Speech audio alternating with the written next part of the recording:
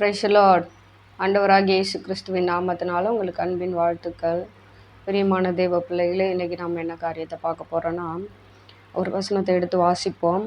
மத்தேயு 5ஆம் அதிகாரம் 41வது வசனம் எப்படியாய் சொல்லுகிறது, ஒருவன் உன்னை 1 மைல் தூரம் வர பலவந்தம் பண்ணினால் அவனோடு 2 மைல் தூரம் போ. அல்லேலூயா. கவனிங்க தேவ பிள்ளைகளே, இன்றைக்கி அநேக நேரத்தில் நாம் செய்கிற ஒரு தவறான காரியம் என்னென்னா, தீமையோடு நாம் என்ன பண்ணுறோம், அதிகமாக எதிர்த்து நிற்க நாம் பிரயாசப்படுகிறோம். ஆனால் கர்த்தர் சொல்கிறாரு, உன்னை ஒருத்தவன் என்ன பண்ணால் 1 மைல் தூரம் உன்னை வர அவன் பலவந்தம் பண்ணினா நீ அவன் கூட என்ன பண்ணு, 2 மைல் தூரம் கடந்து போ. உனக்கு தீமையே அவன் செய்து கொண்டே இருக்கிறானா, நீ என்ன பண்ணு, அவனுக்கு என் நன்மையை செய்து காட்டு அப்படின்றத கர்த்தராகிய இயேசு கிறிஸ்து இன்னைக்கு நமக்கு என்ன பண்ணுறாங்க, கற்றுக் கொடுக்குறாங்க. தீமைக்கு தீமையே நாம் செய்து கொண்டு இருப்போமானால் தீமை செய்கிற நபருக்கும் அந்த ஒரு அன்பின் குணம் இல்லாமல் போயிடும். இல்லை நாம் ஆண்டவருடைய பிள்ளைகளாக இருக்கிறோன்னு வச்சுக்கோங்களேன், நமக்குமே அந்த அந்த ஒரு அன்பு இல்லை, நம்ம ஒரு சாட்சி உள்ள வாழ்க்கையை நம்ம வாழ முடியாது.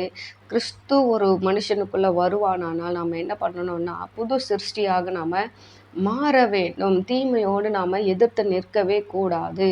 நம்ம ஆண்டவருடைய பிள்ளைகள்னால் நம்ம ஆண்டவரை போல தான் நம்ம வாழணும். ஆண்டவரை போல தான் நம்ம என்ன பண்ணணும், ஒவ்வொரு நாளும் நடக்க வேண்டும்.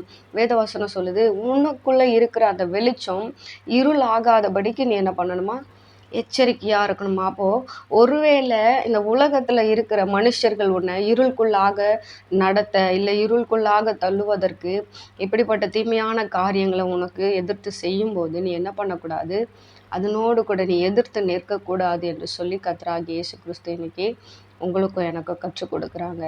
ஓகேவா. இன்றைக்கி நாம் என்ன பண்ணணும்னா, ஒருத்தன் நம்மளை 1 மைல் தூரம் வர பலவந்தம் பண்ணுறான்னா நம்ம என்ன பண்ணலாம், அவன் கூட நாம் என்ன பண்ணலாம், 2 மைல் தூரம் கடந்து போய் அவனுக்கு கிறிஸ்துவின் அன்பை நம்ம வெளியே காட்டலாம். ஒருவேளை உங்களுக்கு தீமையே செய்து கொண்டு இருக்கிறாங்கன்னா நீங்கள் என்ன பண்ணலாம், அவங்களுக்கு நீங்கள் நன்மை செய்யலாம். கர்த்தர் என்ன பண்ணுவாருன்னா, நன்மையை மாத்திரமே செய்கிறவராக சுற்றி திரிந்ததுனால நமக்கும் அப்படிப்பட்ட குணங்கள் இருக்க வேண்டும் என்று சொல்லி ஆண்டவர் பிரியப்படுகிறார். அல்லேலூயா. ஆண்டவர் விரும்புகிறார். நம்ம கிறிஸ்துவ பிள்ளைகள்னா நம்ம கிறிஸ்துவ பிள்ளைகள் போல தான் நம்ம என்ன பண்ணணும், வாழணும். ஒருத்தங்க ஒருவேளை நம்மளுடைய மனதை துக்கப்படுத்துகிற போல் சில காரியங்களை எல்லாம் பேசிட்டாங்கன்னா நாமளும் அவங்க கூட எதிர்த்து நின்று நாமளும் அதுக்கு ஈக்குவலாக பேசணுன்ற அவசியம் கிடையாது இல்லையா. நம்ம ஆண்டவருடைய பிள்ளைகளாக இருக்கிறோம், அவர்களை மன்னித்து விட வேண்டும். நமக்கு தீமை செய்கிறாங்கன்னா அவங்கள என்ன பண்ணலாம், நம்ம மன்னிக்கிறது இதில் தப்பு இல்லை. ஆண்டவர் நம்ம கூட இருக்கிறதுனால நம்ம ஆண்டவரை போல தான் நம்ம என்ன பண்ணணும், வாழ வேண்டும் என்று சொல்லி கர்த்தராகிய இயேசு கிறிஸ்து இன்னைக்கு உங்களுக்கும் எனக்கும் கற்றுக் கொடுக்குறாங்க. தேவ பிள்ளைகளே, நாம் கர்த்தருக்குள்ளே நாம் புது சிருஷ்டியாக அனுதினமும் மாற வேண்டும். பழையவைகள் எல்லாம் ஒழிந்து போகணும். அனுதினமும் நாம் உள்ளான மனுஷன் என்ன பண்ணணுமா, கிறிஸ்துவுக்குள்ளே வளர வேண்டும். கிறிஸ்துவுக்குள்ளாக புதுப்பிக்கப்பட வேண்டும். கிறிஸ்துவுக்கு நற்கந்தமாக நாம் வாழ வேண்டும் என்று சொல்லி கர்த்தர் பிரியப்படுகிறார். அல்லேலூயா. இந்த வார்த்தையை கேட்டுக்கொண்டு இருக்கிற தேவ பிள்ளைகளை, நாமும் கூட கிறிஸ்துவ போல அவரோடு கூட இணைந்து நாம் சாட்சிகளாய் வாழ்ந்து இந்த சர்வ உலகத்திலேயும் இருக்கிற தீமையான காரியங்களை அகற்றிவிட்டு அன்பு என்ற அந்த அச்சாரத்தை பற்றி கொண்டு நாம் வாழ்வோம்.